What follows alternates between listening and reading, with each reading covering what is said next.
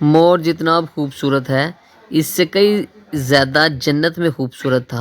مور کی خوبصورتی پہ سبھی پرندے فدا تھے، لیکن ان سب خوبیوں کے باوجود مور سے ایسی کون سی خطا ہو گئی تھی جس سے اللہ تعالیٰ تبارک و تعالیٰ نے مور کو جنت سے نکال دیا۔ اللہ تبارک و تعالیٰ نے جب حضرت آدم علیہ السلام اور اماں حوا کو پیدا فرمایا، اس کے بعد ان کو جنت میں بھیج دیا۔ وہ دونوں جنت میں بہت ہی پرسکون رہتے تھے، بہت ہی لذیذہ میوے پھل کھایا کرتے تھے، لیکن ایک اناج جس کو کھانے سے اللہ پاک نے انہیں منع فرمایا اور وہ اناج گندم تھا۔ چونکہ شیطان حضرت آدم علیہ السلام کی وجہ سے ہی جنت سے نکالا جا چکا تھا، اسی وجہ سے شیطان کی حضرت آدم علیہ السلام سے دشمنی ہو گئی تھی۔ شیطان یہ چاہتا تھا کہ وہ کسی بھی طرح حضرت آدم علیہ السلام کو جنت سے نکال دے اور ساتھ میں اماں حوا کو بھی جنت سے نکال دے۔ جب شیطان کو یہ خبر ہوئی کہ حضرت آدم علیہ السلام کو تمام میوے کھانے کی اجازت ہے لیکن گندم کھانے کی اجازت نہیں ہے، تو شیطان انتقام کی آگ دل میں لیے جنت کے دروازے کے پاس بیٹھ گیا اور 300 سال تک وہاں پر بیٹھا رہا کہ کوئی جنت کے دروازے سے باہر آئے اور شیطان اس سے بات کر سکے۔ ایک دن اچانک سے مور جنت سے باہر آ گیا۔ شیطان اس کو دیکھتے ہی بہت خوش ہو گیا۔ شیطان نے پوچھا، اے خوبصورت پرندے، تم کون ہو؟ مور بولا، میں مور ہوں، اب تم اپنا تعارف کراؤ۔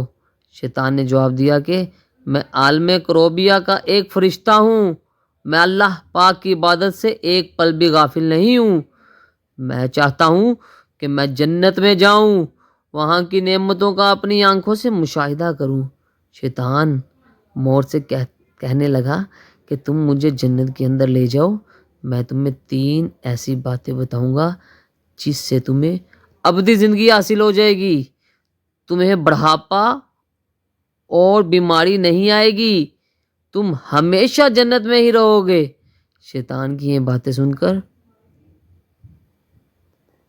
لالچ میں آ کر مور نے کہا، مجھ میں تو اتنی طاقت نہیں ہے کہ میں تمہیں جنت کے اندر لے جاؤں، لیکن ایک سانپ میرا دوست ہے، وہ شاید تمہاری مدد کر سکے۔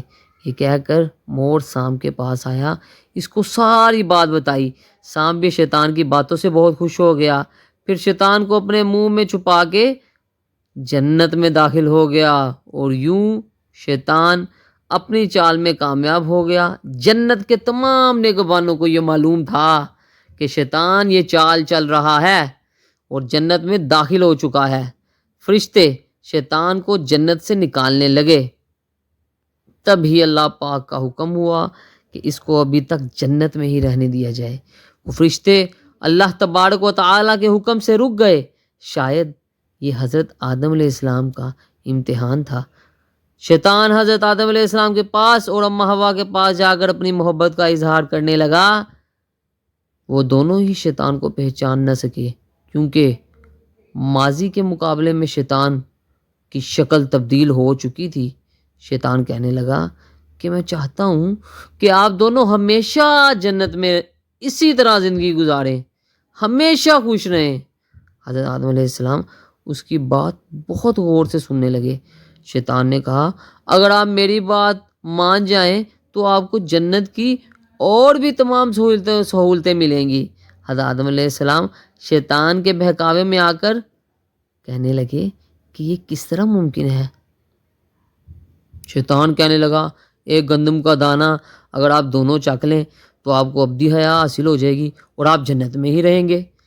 یہ بات سن کر حضرت آدم علیہ السلام کے دل میں رجحان پیدا ہوا، لیکن ان کے دل میں اللہ کی نافرمانی کا خوف غالب آ گیا۔ جبکہ اماں حوا شیطان کی باتوں میں آ گئی، اس پر اماں حوا نے حضرت آدم علیہ السلام کو راضی کر لیا۔ پھر اس کے بعد ان دونوں نے اس گندم کے دانے کو چکھ لیا۔ جیسے ہی گندم کا دانہ ان کے اندر گیا تو دونوں کے سطر واضح ہو گئے، جس کے بعد دونوں اپنے اپنے سطر چھپانے لگے اور خوف خدا سے کانپنے لگے۔ اسی دوران اللہ تبارک و تعالیٰ نے فرشتوں کو یہ حکم دیا کہ حضرت آدم علیہ السلام اور اماں حوا دونوں کو زمین پر اتار دو۔ حضرت آدم علیہ السلام کو سری لنکا کے قریب نیچے زمین پہ بھیج دیا، جبکہ اماں حوا کو جدہ کی سرزمین پر اتارا گیا۔